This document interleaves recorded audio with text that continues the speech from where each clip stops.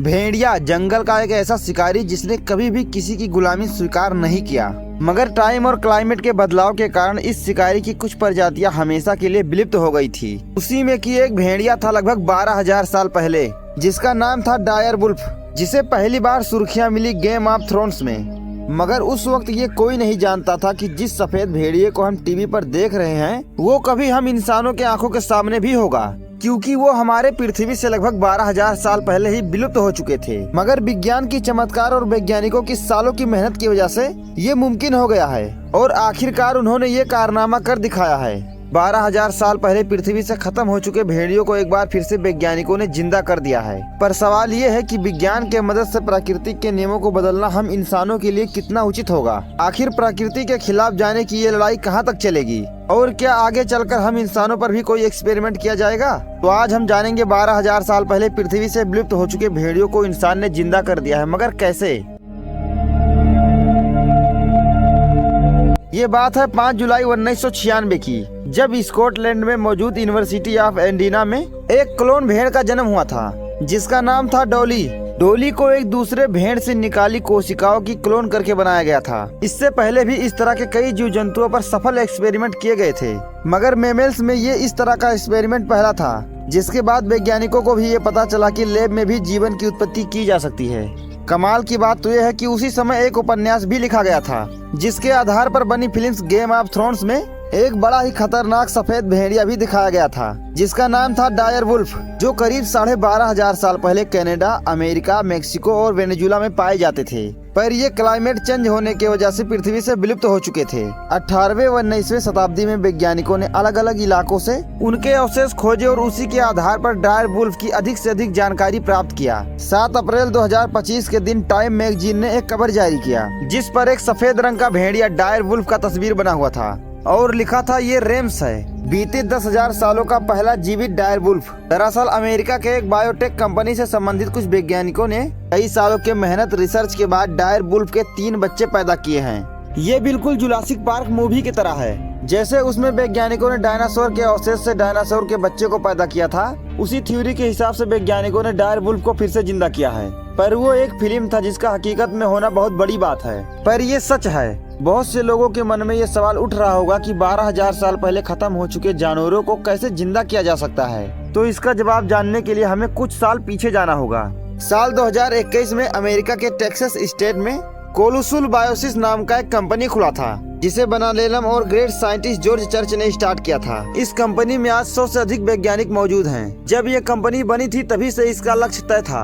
ये कंपनी पृथ्वी से विलुप्त हो चुके जीवों को फिर से लाने के लिए बनाया गया था। कंपनी ने 3 जीवों के बारे में बताया जिसे डी एक्सटिंक्शन प्रोग्राम के जरिए वापस लाना था।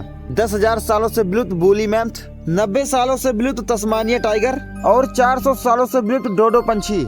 मगर मार्च 2025 के अंतिम हफ्ते में कंपनी ने एक ऐलान किया कि उन्होंने सफलता के साथ डायर वुल्फ की प्रजाति विकसित कर ली है, जबकि ये जीव तो कोलोसल के लिस्ट में था ही नहीं। उन्होंने अपने बयान में कहा कि कंपनी के पास डायर वुल्फ के 3 बच्चे मौजूद हैं। जैसे ही ये खबर आई, टाइम मैगजीन के पत्रकारों ने कोलोसल के लोगों से संपर्क किया, जिसमें उनको 3 डायर वुल्फ देखने को मिले, जिनका नाम रोमलस, रेम्स और खलीसी था।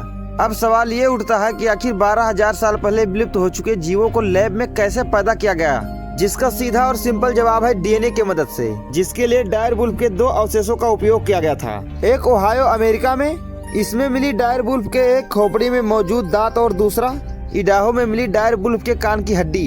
इन दोनों अवशेषों से डायर वुल्फ का डीएनए निकालकर स्टडी किया गया। इसके साथ ही वैज्ञानिकों ने आमतौर पर पाए जाने वाले भेड़ियों की प्रजाति कॉमन ग्रे वुल्फ के भी डीएनए की स्टडी की। दोनों तरह के भेड़ियों के डीएनए की अच्छी तरीके से अध्ययन करने के बाद वैज्ञानिकों को यह समझ में आया कि आम भेड़ियों के 14 जीन्स में बदलाव किया जाए तो डायर वुल्फ को जन्म दिया जा सकता है। जिसके बाद वैज्ञानिकों ने एक कॉमन ग्रे वुल्फ की डीएनए निकाला और उसके 14 जीन्स में बदलाव किए, जिससे डायर वुल्फ बनाने की ओर आगे बढ़ा जा सके। पर ये कोई ऐसा काम नहीं था जो एक ही दिन में हो जाए, पर वैज्ञानिकों ने कई महीनों के कड़ी मेहनत के बाद एक ऐसा न्यूक्लियस बना के तैयार कर दिया जो एक डायर वुल्फ को जन्म दे सके। और ऐसे उन्होंने 45 न्यूक्लियर बनाए। इस न्यूक्लियस को उन्होंने ऐसे सेल में ट्रांसफर किया जिसके अंदर का पहले से मौजूद न्यूक्लियस निकाल कर उसको डीन्यूक्लिएटेड बनाया गया था। कुछ हफ्तों तक उन्हें लैब में रखा गया। इस दौरान इनमें विभाजन शुरू हुए, कोशिकाएं बंटने लगी और इस तरह लैब में एक भ्रूण तैयार हुआ। जिसके बाद इस भ्रूण को एक माँ की कोख की जरूरत थी, जिसके लिए वैज्ञानिकों ने पहले से ही कुत्ते की प्रजाति को विकसित किया था। इसमें कुत्ते को भेड़िए को एक साथ मिक्स करके एक बड़े आकार की माँ का निर्माण किया गया था। तो पहले से तैयार भ्रूण को इस खास प्रजाति के बच्चेदानी में ट्रांसफर कर दिया गया। अब वक्त था इंतजार का, बस कुछ ही महीनों का इंतजार, जिसके बाद ये एक बच्चे को जन्म देगी जो दिखने में डायर वुल्फ की तरह होगा। मगर ये सारा प्रोसेस इतना आसान नहीं था और ना ही ये एक ही बार में होने वाला था, बल्कि इसमें कई बार फेलियर भी आए। DNA damage, embryo rejection, surrogate के प्रेगनेंसी में समस्या जैसी बहुत सारी समस्याएं आई। मगर फिर भी वैज्ञानिकों ने हार नहीं माना और एक बड़े इंतजार के बाद आई 1 अक्टूबर 2024 की तारीख, जिस दिन 4 डॉक्टरों की टीम ने सर्जरी के बाद उस सरोगेट माँ के पेट से 2 डायर वुल्फ बच्चों को बाहर निकाला और उनका जांच किया, जो बिल्कुल स्वस्थ थे। उन्हें नाम दिया गया रोमलस और रेम्स। और इस तरह लगभग 3 सालों की कड़ी मेहनत के बाद वैज्ञानिकों ने 12,000 साल पहले विलुप्त हो चुके डायर वुल्फ को फिर से जन्म दिया।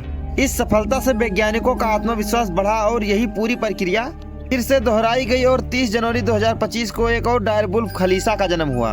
इस तरह वैज्ञानिकों ने 12,000 साल पहले विलुप्त हो चुके भेड़ियों को हम इंसानों के बीच फिर से ला दिया, जिसमें से 2 भेड़िए मेल है तो एक खलीसी फीमेल है। परंतु कुछ साइंटिस्टों का मानना है कि ये पूरी तरीके से डायर वुल्फ नहीं है और अभी तक डायर वुल्फ को पूरी तरीके से जीवित करने में सफलता नहीं मिली है। मगर वैज्ञानिक लगातार इस दिशा में प्रयास कर रहे हैं और अब ये सपना दूर नहीं है कि आने वाले कुछ सालों में हम और भी विलुप्त हो चुके जीवों को वापस ला सकेंगे। पर जो भी हो, मगर इस प्रोसेस पर कई सवाल भी उठते हैं, जैसे क्या हमें ऐसे जीवों को वापस लाना चाहिए जिनका वातावरण अब इस धरती पे नहीं रहा? ऐसे जीव क्या हमारे इकोसिस्टम के लिए उचित होंगे?